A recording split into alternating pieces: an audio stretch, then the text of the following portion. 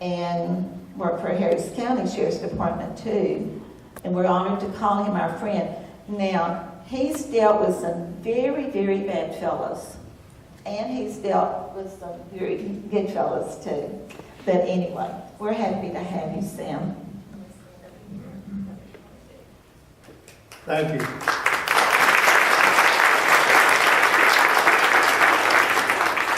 I really appreciate that terrific introduction. And that envelope, I promise you, I'll give it to you right after the service. It is an honor for me to be here. It is a privilege to join y'all in this celebration. It's a wonderful thing that you do. And for me to be here and share some of my thoughts with you really is a privilege for me. I'd like to begin, before I get into the meat of it, I'd like to begin with a prayer. Would you join me, please?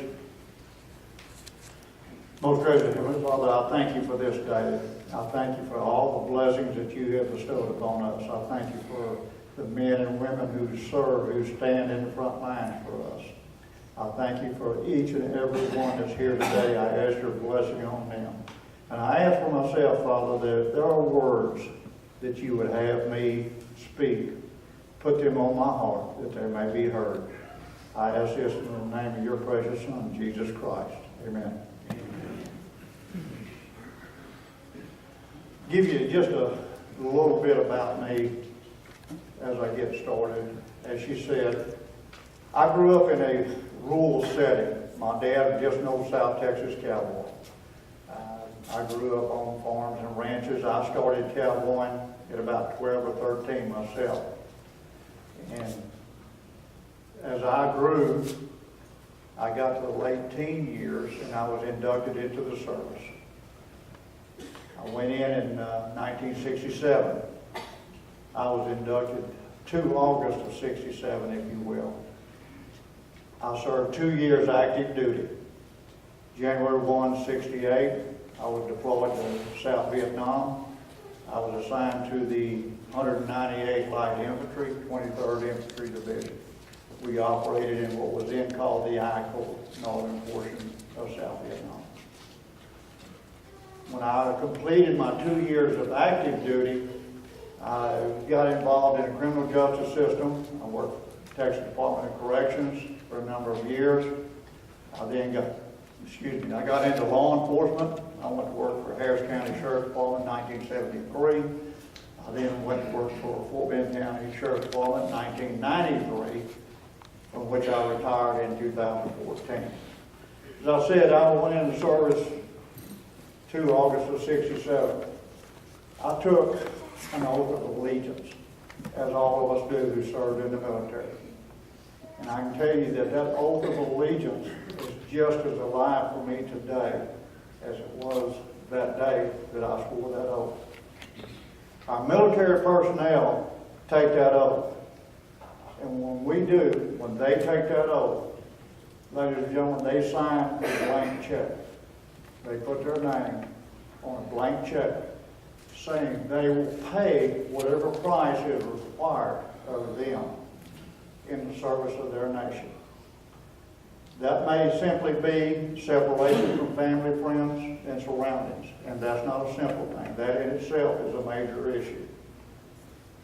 It could be up to and including wounds, disability, loss of limb, and eventually loss of life. If you have not encountered a close friend or family member who has lost their life in the service, if you're ever in D.C., you need to go to all of the walls and see all of those names to see the impact of what that price on that check is. So we talk about patriotism. We've seen some great things here. What is patriotism? I looked up the definition. I was surprised at the brevity of the definition and the impact. I don't know if you've ever done this. Patriotism, love of or devotion to one's country. Very simple sentence, but a strong sentence, an impact, if you will. I'd like to share 4 names with you and their stories and their level of patriotism. Let me go ahead and get my cheaters out so I don't make a mistake.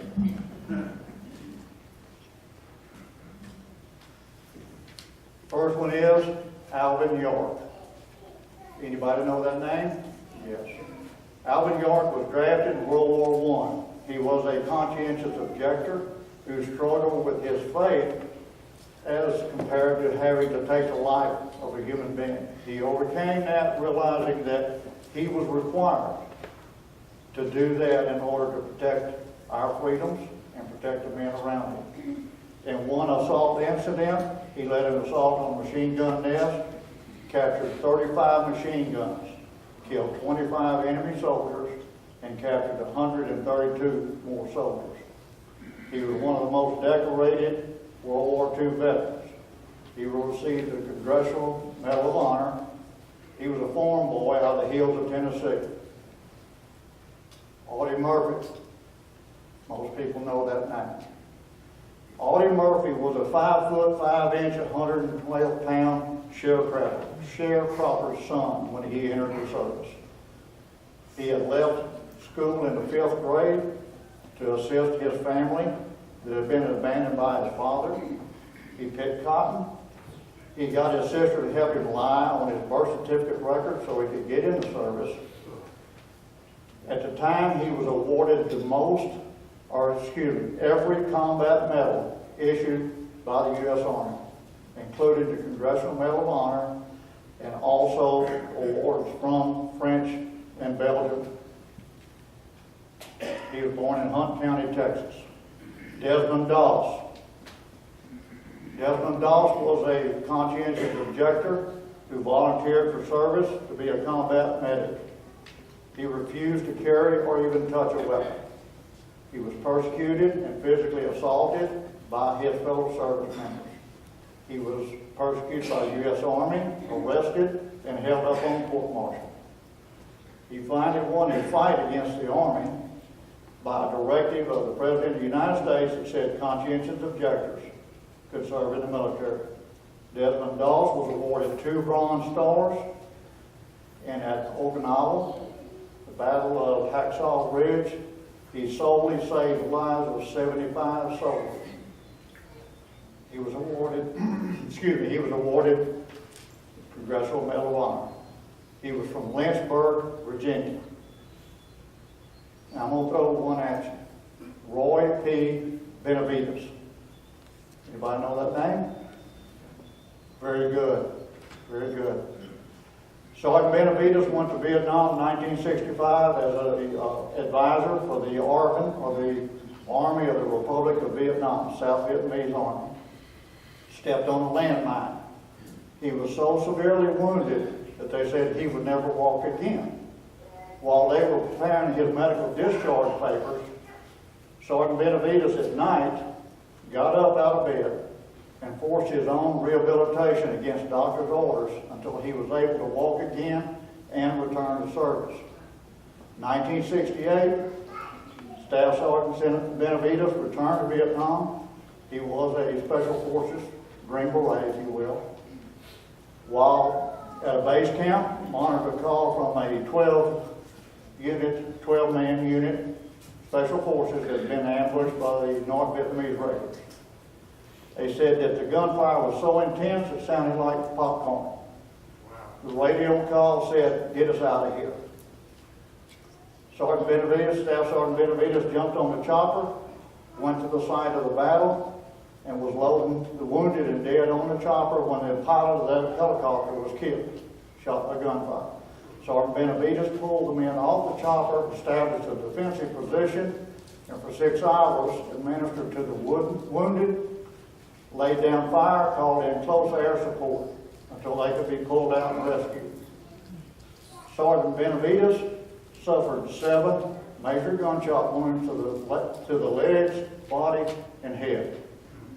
He suffered 28 shrapnel wounds from grenades, and he was bayoneted in both arms.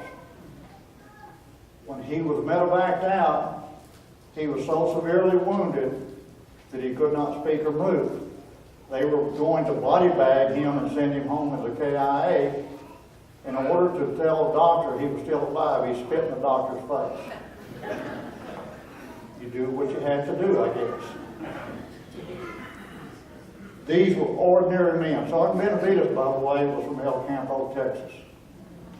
Local boy. These men were ordinary men who performed extraordinary feats of heroism when called upon. I'd like to mention what I consider other patriots that sometimes we, not intentionally, but sometimes we overlook, and that's our law enforcement professionals. They put on the uniform every day and go to work to protect us, to serve their community, to protect our freedoms, and to keep us safe. If a law enforcement professional loses their life in the line of duty, whether they're a military veteran or not, they are authorized the United States flag. So what makes us patriotic? What we're doing here today. We're gathered here to celebrate today. That makes us patriots. When we stand when the flag passes by. When we stand when the national anthem is played. You don't have to be a Congressional Medal of Honor recipient to be a patriot. Simple solution. Love of or devotion to one's country. That's all it takes for each one of us. Will Rogers said, "Not everyone can be a hero. Someone has to stand on the curb and applaud as they go by." That's my job. I want to stand on the curb and applaud when our heroes pass by, the men and women who serve us every day to protect us. When Annis asked me to speak this morning, Bible verses came to my mind that I would like to share with y'all this morning. Matthew chapter 8, verses 5 through 9. When Jesus arrived in Capernaum, a Roman captain came and pled with him to come to his home and heal his servant boy, who was in bed, paralyzed, and racked with pain. "Yes," Jesus said, "I will come and heal him." Then the officer said, "Sir, I am not worthy to have you in my home.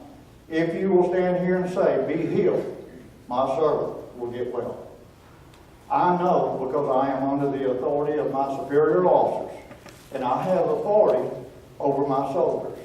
And I say to one, 'Go,' and he goes. And to another, 'Come,' and he comes. And to my slave boy, 'Do this or do that,' and he does it. And I know you have authority over this sickness to tell it to go, and it will." The captain was a man of service, and service is one form of patriotism. This man understood authority, and he understood that Jesus had authority over all creation. God has granted us our freedoms. First, through the sacrifice of His Son, Jesus Christ, to free us from sin. He also gives us the freedom to choose to follow Him or not. And like Jesus, our men and women of service, past and present, have sacrificed greatly to preserve those freedoms. I'll leave you with this one thought this morning. In some unknown place, right now, some soldier is putting his life on the line to protect those freedoms. Thank you.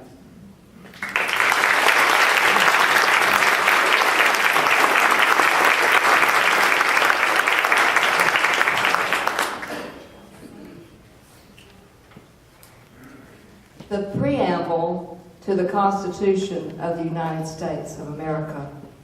We, the people of the United States, in order to form a more perfect union, establish justice, ensure domestic tranquility, provide for the common defense, promote the general welfare, and secure the blessings of liberty to ourselves and our posterity, do ordain and establish the Constitution for the United States of America.